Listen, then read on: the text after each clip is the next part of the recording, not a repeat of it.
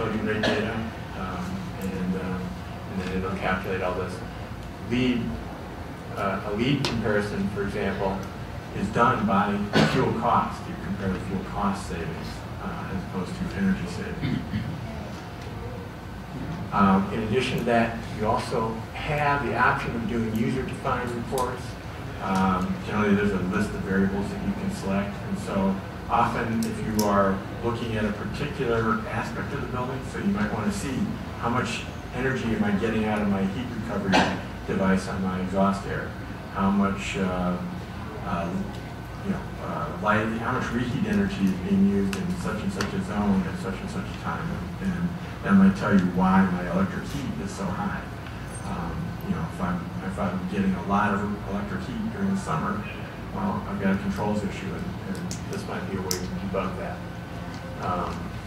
So anyway, there are some, energy modeling gives you a lot of benefits. The main thing is that it is a good way to account for interactions between different aspects of the energy consumption of the building. So you might have a space with a certain level of insulation and a certain efficiency of heating equipment.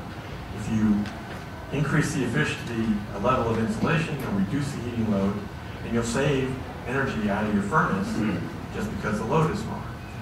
Alternatively, you can improve the efficiency of the furnace and reduce the amount of gas you use to meet that same load. But now if you do both of those, the savings that you got from either one of those is greater than the combined savings of the two, because they're conflicting. And there's a lot of those kinds of things that go into, especially a complex project. And so these programs account for that.